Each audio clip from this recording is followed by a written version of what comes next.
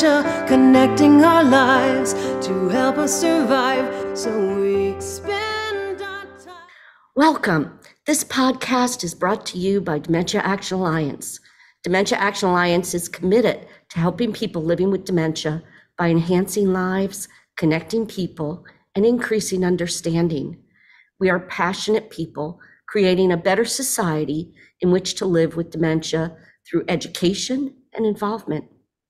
Please visit our website at daanow.org to view other podcasts, explore valuable resources, and find other ways to connect with other people living with dementia through our virtual discussions and engagement programs. Mark Timmons, a DAA advisory board member and active advocate, will be introducing our special guest. Thanks, Mark. Thank you, Laurie. Christie Diez is a multi-skilled journalist with WXIA TV 11 Alive in Atlanta, Georgia. She currently hosts the Weekend Anchor Desk. But now Christie is also an Emmy award-winning documentarian, as her docuseries Desperately Waiting recently won an Emmy for journalistic enterprise. Congratulations, Christie, and welcome. Thank you so much. It's an honor to be here with you both. Christie, to get started, could you just explain a little bit to our viewers what Desperately Waiting is about and maybe how and why Dementia Action Alliance played such an important role? Yes, that's a big question, but it explores the gaps in dementia care as told by people living with some form of dementia. Mark, you played a huge role in this, and we spoke for a couple of years, really about 18 months at least before this aired. And the docuseries really delves into what it's like to navigate a dementia diagnosis, what it feels like from the perspective of the person living with some form of dementia. And the reason the DAA has been so critical to this project is because so many of the people who are living with dementia that I interviewed and spoke to and became friends with through this process are involved in DAA, and I got connected with them through the DAA. Like you, Mark, and like you, Laurie, you both have become like family to me because we spoke so many times over the course of that year and a half, almost 2 years, while I was making this. And it would be nothing really without you guys, and nothing without DAA, because you had the courage and the bravery to really talk about what it was like, what your daily experience is like, the challenges that you have, how to navigate the world, how to find hope in the middle of the dark days, what the dark days are really like. You were transparent and so brave and so just raw with your emotion and your truth. And I know it meant so much to me, but I think it meant a lot to a lot of other people too. That's why you guys mean so much. It wouldn't have happened without you. Oh, that's sweet. Thank you, Christie. Now I know your father's dementia played a huge role also, as kind of an inspiration, part motivation for you wanting to start and work and complete this project. We have a saying in DAA that goes, when you've met one person living with dementia, you've only met one person.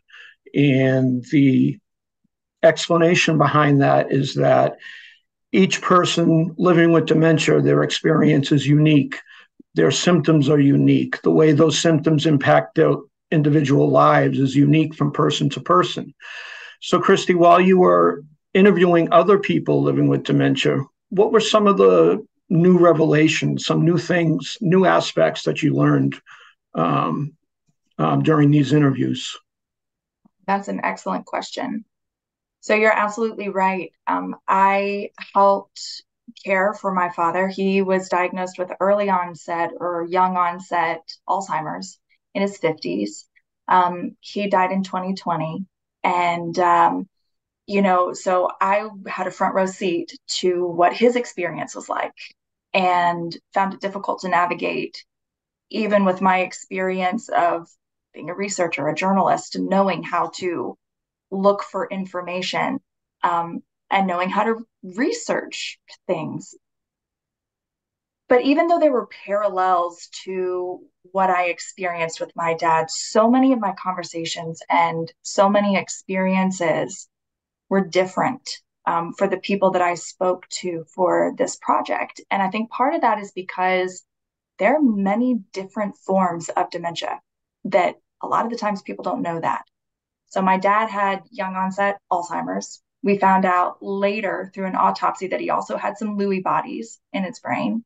Um, but for the project, we spoke to someone that had Alzheimer's, someone who had frontotemporal, someone who had vascular, someone who had Lewy body, a lot of different kinds of dementia that manifests itself not only in those different forms, but also based on different people. Humans are different. You have different personalities, and it manifests itself differently in each person. So what may have been a trigger for my dad was totally fine for someone else, or what may have helped calm someone else down, was totally different from my experience. And it was really interesting talking to each person. Like Lori, I know talking to you talked about having your headphones on and listening to music and how that would help calm you down. And Mark, I know for you, Alexa and technology has really helped you maintain your independence. But that's something my dad couldn't handle. Like he Mhm. absolutely could not handle technology. And so it just clarified that phrase that you talked about, that if you know one person with dementia, you know one person with dementia. And there's certainly parallels, and there is a shared experience to some extent, but it's also highly unique, highly personalized. And I think that's why it's critical to get to know the person, because it is so based on who you are. Like, for example, my dad was a CPA. So sometimes if we reached a state of agitation, getting on the calculator would help, Huh. but that's not going to help everybody, And so it has to be highly personalized, and you really have to take the time to get to know someone, and get to know and be educated about that specific form of dementia, and getting to talk with all of these people, who had hallucinations, even auditory hallucinations. Mark, you and I have talked about that. Sometimes it's not just what you see, it's what you hear. It's a whole full body experience. Or for some people it's tremors or shaking. And it really is different for each person. So you can't have a cookie cutter way of looking at this or expecting someone to be a certain way, what will help or what will hurt. That's an excellent answer, Chrissy. It's such an important message to realize that we don't all fit in the same box. There is no cookie cutter um, approach or treatment out there, and that each person needs to be looked at as an individual, and their dementia treated on an individualized basis. So, I'm glad that you brought that message up to the forefront. Um, you mentioned in the introduction that you and I alone talked for how long did you think? 18 months or so? At least 18 months on an almost weekly basis. Yeah. So I guess I wanted to ask just roughly how many hours did you spend overall with everybody for this interviewing people for this project? Oh, I would need an Excel sheet and a tally. It's safe to say hundreds and hundreds of hours. I mean, this consumed my life, and interesting too, because, working on this docuseries was in tandem with doing my day job as a journalist for the TV station. So a lot of this was done in my off hours or on my weekends, or, sometimes the station would give me special days or special hours to work and devote directly to this. Oh, But hundreds and hundreds of hours, because there were so many people I spoke with, not even the people that were included in the docuseries, but some people I just talked with and didn't want to be included, on camera. And it was just more about getting information about their experience, and then having weekly or bi-weekly chats, because sometimes, when you're talking to so many people, you can't fit everybody into 1 week. So you would talk to some people 1 week, some people the next week, and you would go back and forth kind of like that. This was, it was a full immersion. Actually, I'm kind of glad I didn't have my baby girl then, because I wouldn't have known where to fit her in. This project took so many hours, and was such a heart project, specifically because when I started it, I was, you have to go through the process of applying to be a Carter Fellow. That's how this all got started in the beginning, was through the Carter Center in Atlanta, named after former President Jimmy Carter. His wife, former First Lady Rosalind Carter, has a fellowship program called the Rosalind Carter Mental Health Journalism Fellowship. And I applied to be a fellow, and pitched a project about dementia and the gaps in dementia care, and was selected, one of 8 in the United States, to be selected as a Carter Fellow, and embarked on a year-long journey, because it happened in 2020, right when COVID was getting started. We did all of our work remotely. All of you and I, Laurie, unfortunately, you and I still haven't met in person. We've done everything virtually. I know. I can't wait until the one day when you and I meet face to face. I'm still crossing my fingers that will happen.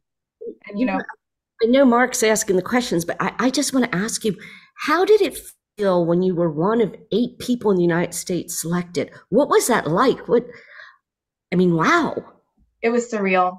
It really felt like my whole life experience and training as a journalist collided into this one moment that I was made for. I was tailor-made to tell this story. An unfortunate expert, to be sure. I wish my dad didn't have to go through it. I wish my family, my sister, my mom, we didn't have to go through it. I wish you guys didn't have to go through this. So it makes you unfortunate experts in the topic.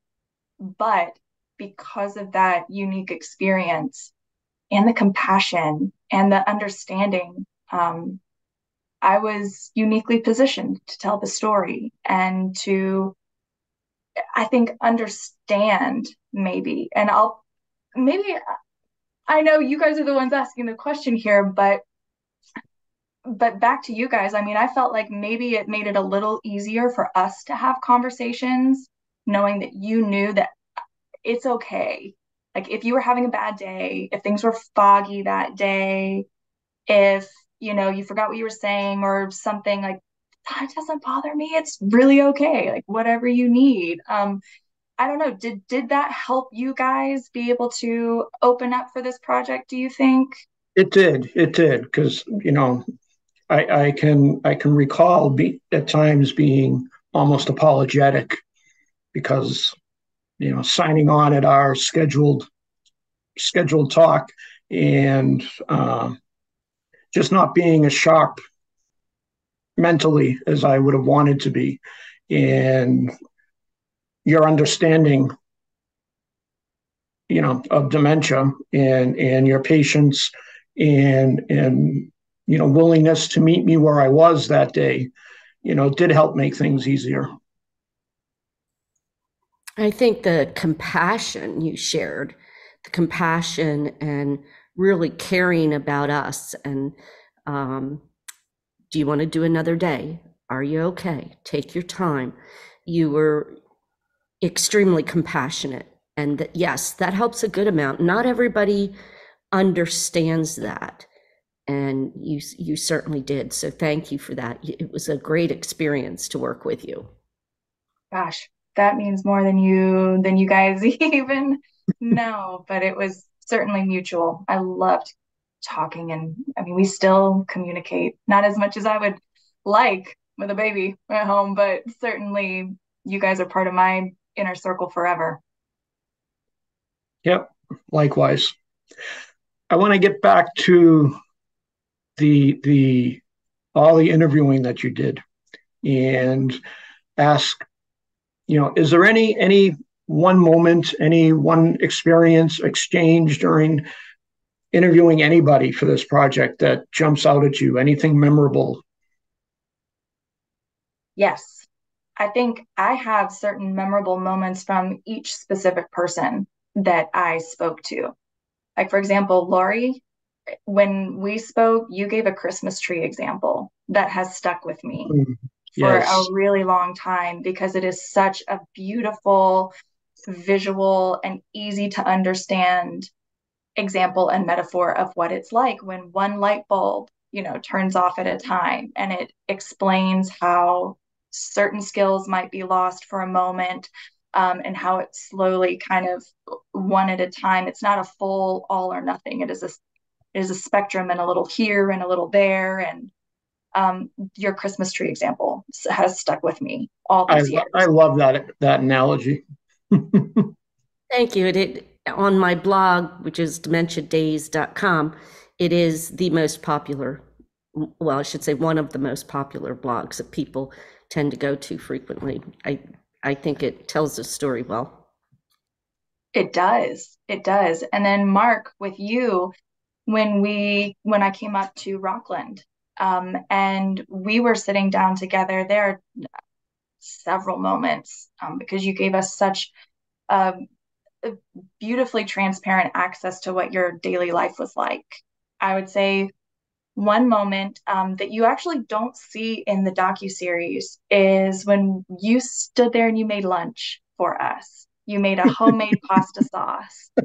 And we had been doing interviews kind of all day long. You just had the mic on, and we're going about your life. So we were sometimes we were sitting down and having formal interviews. Sometimes I was just kind of in the background with the camera and letting you do your thing. But we were in that limbo kind of between, like, I had the camera rolling, getting some video, but we weren't doing any formal interviewing or anything. And you were making lunch for us, which was so lovely. The pasta was delicious, by the way.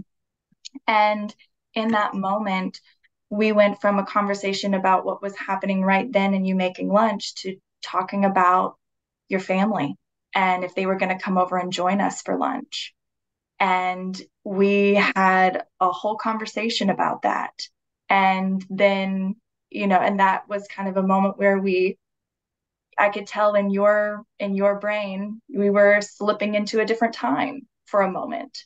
And then we came right back to the present and we all had lunch together and we enjoyed it. And it was kind of seamless. And that, I was like, oh, well, let's save him a plate. Sure, let's get him some pasta. And it didn't create any angst, but it definitely was a moment for me that was just such an insight into what goes on in your mind and how you can be doing something actively right now. You are cooking me lunch. You know who I am, that I'm there, why I'm there. But there's also another reality going on in your brain that comes out sometimes, and sometimes it doesn't. And you don't always have control over it, but you're also so coherent and able to work the stove. And it's just such a unique example that is kind of seared into my mind of something that happened on that trip that I thought, wow, it's incredible. I mean, you can see the obstacles that he has to go over, but he has figured out a way to retain his independence and figure out how to live his daily life, with a community network. That moment sticks with me. I have to be honest, I don't recall that moment specifically. However, I do applaud you for the way you handled that. I like to say that, instead of trying to rip me back into reality or into the real world, you met me where I was. Oh, let's set a plate for them. Instead of ripping me back by saying, Mark, they're not here. They're not little kids, or whatever the situation might have been. You met me at my reality. That reduces the anxiety, that prevents the anxiety from building, and allows me to come back to the present on my own. And that's something that a lot of people don't understand. They'll think that the best thing they can do for us is to hit us with that stark truth of reality and jar us back into the present, when it would be more beneficial to meet us where we are, find a way to distract us from that altered reality, and then ease us back into the present. So thank you.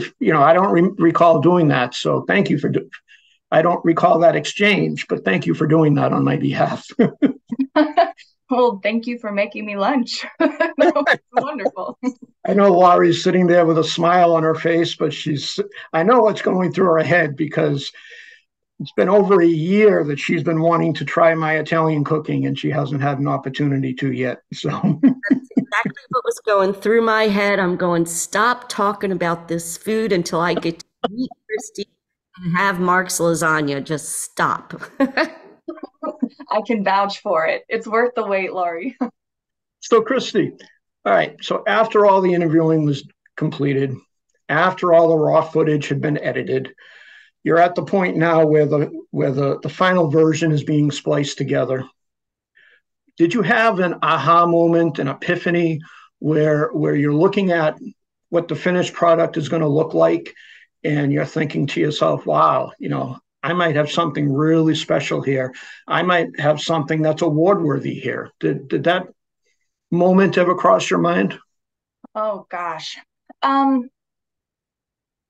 It's strange because I certainly thought just the content and the people and everything that you guys were sharing was so unique. The one thing that kept going through my mind was, I don't think anybody has ever done anything quite like this. Let people who are currently living with dementia tell their story completely in their words, by showing what their days really are like. And that is what kept going through my mind.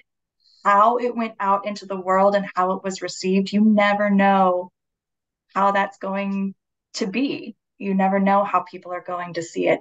I certainly thought it was special, something, the world needed, something that might help educate people or help. And it was a passion and a heart project for me more than anything. So you don't do it for an award, but I certainly will say that the fact that this one is the one that got the award makes it mean that much more to me. If I could just pick one thing, this would have been the one. I don't care about anything else winning awards, but it feels like, okay, someone saw my heart, someone saw these people's hearts, they're validating their experience. Someone cares as much as I do. And for that, that means everything. Awesome. So, okay, now we're going to move on to the Emmy, the good stuff. Right. What was going through your mind when you received word that you had been nominated? Well, this is the fun part.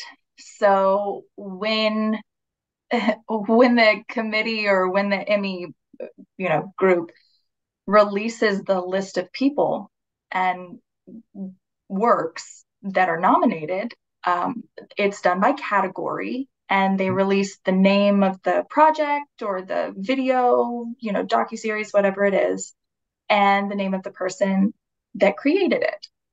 However, if there's a category where there's only one piece that's nominated, it doesn't mean it's going to win. It just means that it's obviously more likely that that thing will win. So they don't release the name if there's only one selection in the category.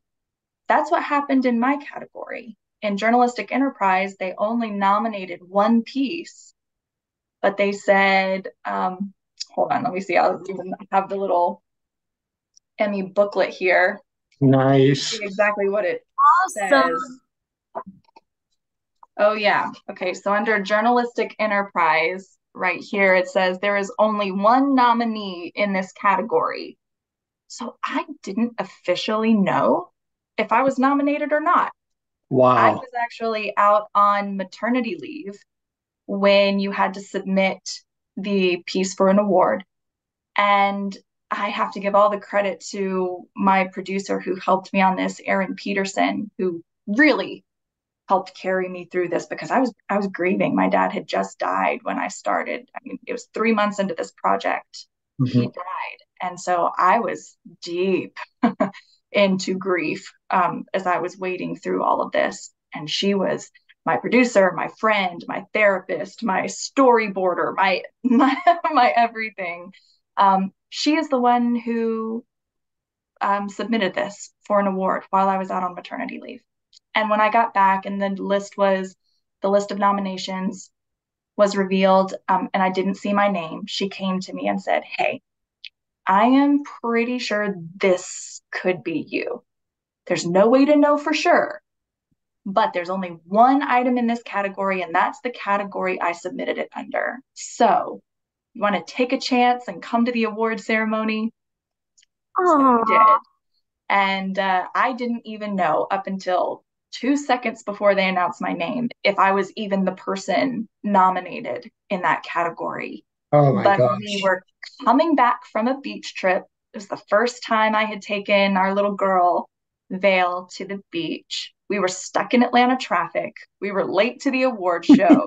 We got home, handed the baby off to grandma, and got dressed in our fancy dress and tux, ran over to the hotel where the awards were, and got there luckily in time to hear that category. And then they announced my name and the name Desperately Waiting of the docuseries. And it felt like all of the pain, all of the heartache, all of the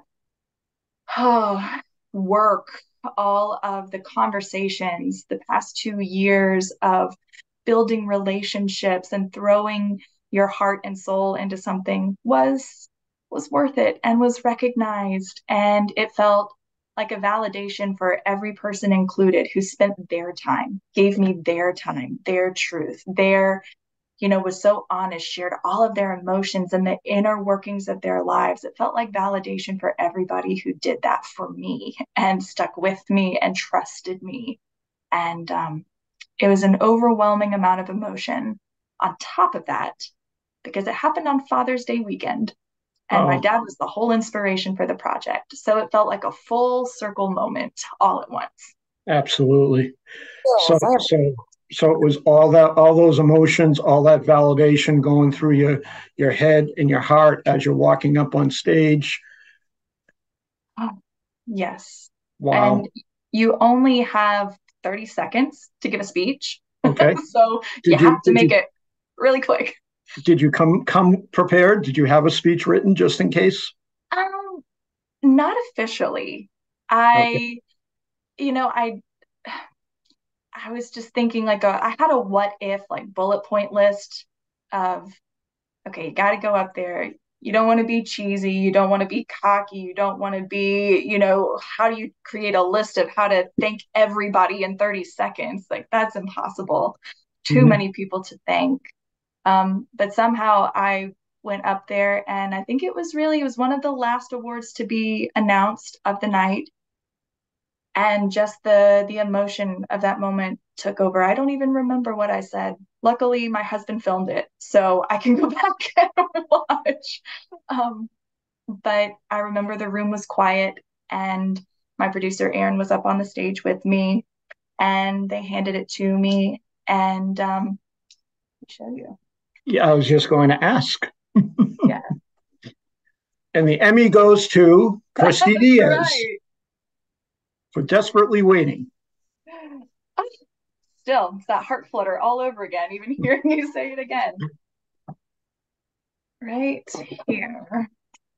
Oh my goodness. That is beautiful.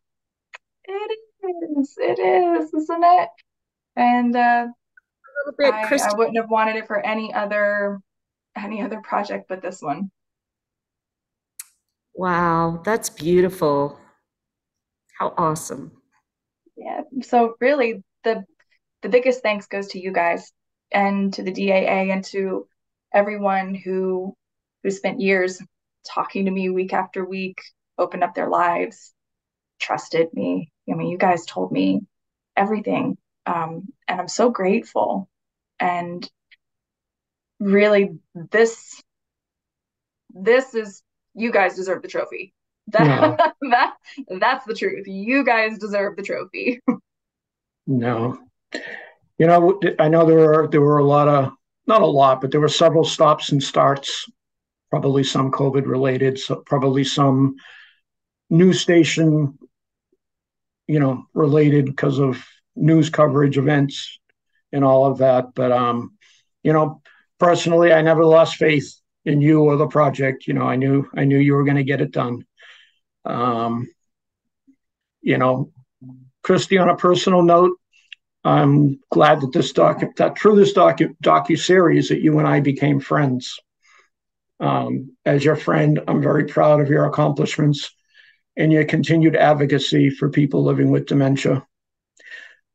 As an individual living with dementia, I'm also extremely grateful that through this docuseries and through your other continued efforts that you continue to advocate for those living with dementia. We need more people like you in the community that are willing to use their voice to speak up for us and with us when it comes to the challenges we face living with dementia.